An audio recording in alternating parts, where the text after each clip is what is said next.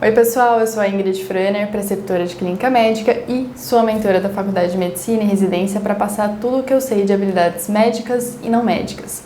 O vídeo de hoje é para qualquer pessoa que faz prova, então estudantes do ensino médio, vestibulandos, concurseiros, médicos residentes, qualquer pessoa que faz uma prova. Porque hoje eu vou responder a pergunta: será que eu posso estudar somente por questões? E nos últimos meses, pessoal, eu me envolvi em muitas atividades de educação, de avaliação, principalmente de avaliação médica, com experts internacionais e nacionais, e eu consegui entender como são feitas as provas, como são elaborados os currículos. E eu vou te contar o que ninguém te conta sobre estudar somente por questões. Mas antes disso, se inscreve no canal e não deixe de ativar as notificações para não perder os próximos vídeos. Essa pergunta então, será que eu devo estudar somente por questões? Para você responder ela, você precisa de duas perguntas. Uma, qual que é a sua prova? Ela é uma prova padronizada ou não padronizada? A gente já vai falar qual que é a diferença entre as duas. E a segunda pergunta é, você precisa de um percentual de acerto muito alto ou um percentual de acerto mediano resolve os seus problemas? Então, é a partir dessas duas perguntas que a gente vai chegar na conclusão juntos se estudar somente por questões vale a pena para você. Bom, então vamos à primeira pergunta. Qual é o tipo de prova? É uma prova padronizada ou é uma prova não padronizada? Uma prova padronizada, pessoal, ela é estruturada com base numa lista de objetivos, numa lista de competências, num blueprint, numa matriz de competências. Tem vários nomes, mas a verdade é que essa prova ela tem detalhado tudo que cai nela. E essa lista de conteúdo, né, bem detalhada, ela é fornecida para as pessoas que vão fazer a prova, né? É claro esse processo, tá? Então, essas são provas padronizadas. Geralmente, provas padronizadas também têm referências, não é obrigatório, mas geralmente provas padronizadas trazem referências de onde estudar, o material, a prova vai cair isso que contém nesses livros, né? Isso a gente pode ver em alguns concursos, não são todos que tem isso, mas vai em outros concursos não médicos, existe pelo menos uma referência bibliográfica, né? E apesar, né, existe um espectro entre provas padronizadas e não padronizadas, uma prova que é completamente padronizada, ela tem tanto descrito essa lista quanto as referências, e uma prova aí que vem caminhando para se tornar padronizada, ela tem no mínimo as referências. A gente tem algumas provas padronizadas no Brasil, ou quase completamente padronizadas, que é o Enem, o Enare.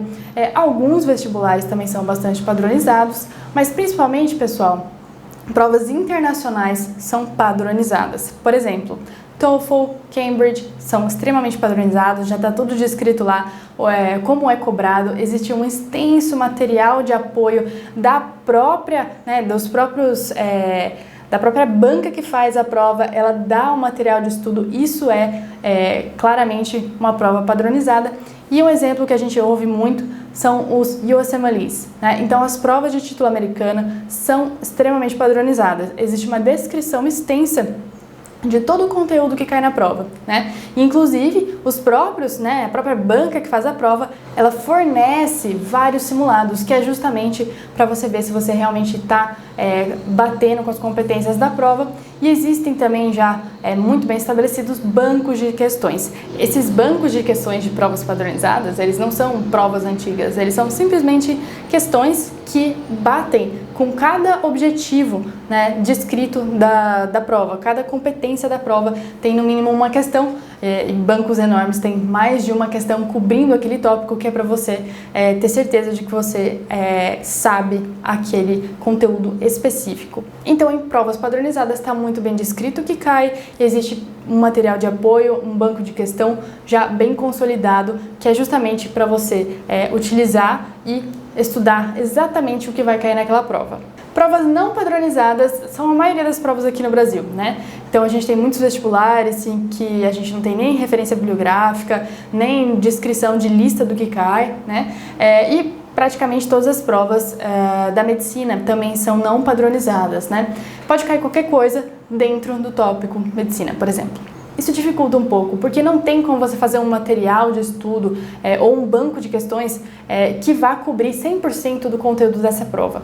É sempre uma surpresa. Por mais mais que a gente possa ver ali um ou outro traço que se mantém ao longo dos anos naquele tipo de prova, isso não é garantia de que naquele ano vá cair dessa forma também. A banca pode mudar, e mesmo se a banca não mudar, é realmente uma caixinha de surpresas, provas não padronizadas. Bom, agora que deu para entender o que é um teste padronizado e o que é um teste não padronizado, vamos ver aqui essa matriz em que a gente tem o tipo de prova, né, se ela é padronizada ou não padronizada, e qual é o seu desfecho, o que você está buscando. Tá buscando um percentil muito alto de resultado ou um percentil mediano? Então vamos lá. Para provas não padronizadas, em que eu estou buscando um percentil bastante alto de acerto.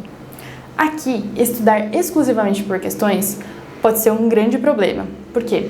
Não tem como, por mais que você tenha o banco de questões dos últimos 10 anos, não tem como esse banco representar 100% do conteúdo dessa prova no próximo ano. Existe sempre esse fator de surpresa. Ninguém sabe efetivamente o conteúdo total da prova. Pode ser cobrado um outro assunto que não foi cobrado em nenhum dos outros anos. E para você que está buscando um percentil de acerto muito elevado, estudar exclusivamente por questões é um grande problema.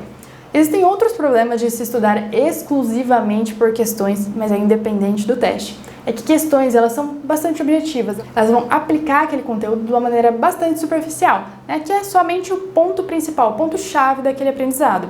E nisso, você pode perder em conteúdos mais aprofundados e conteúdos que fazem integração entre os assuntos. Então, estudar exclusivamente por questões tem essa desvantagem, independente do teste que você vai fazer. E agora outra situação, numa prova não padronizada, o meu objetivo é um percentil de acertos mediano. Existem vantagens de se estudar exclusivamente por questões nesse contexto, porque questões são um método ativo, né? Então isso é muito bom, você precisa lembrar do conceito e aplicá-lo, e além disso, elas são tempo efetivo, né? Então você consegue com uma construção, com uma questão, aplicar o seu conhecimento, novamente, somente aquilo que é o mais importante. Então isso pode te trazer um menor tempo de estudo, mas novamente é bastante incerto o que vai cair na prova. Talvez estudar somente por questões não seja a melhor estratégia para nenhuma situação de testes padronizados, tá? Mas agora você já tem as ferramentas para poder fazer essa decisão.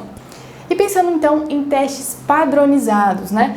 Testes padronizados, se você precisa tirar uma nota mediana, estudar exclusivamente por questões pode ser uma boa saída, principalmente se você não tem muito tempo, porque justamente aquilo que a gente falou, questões são tempo efetivas, vão aplicar o conhecimento de uma maneira bem objetiva daquilo que você precisa saber. E estudando por bancos de questões feitos exclusivamente para essas provas padronizadas, você pode ter um bom desempenho sim, né?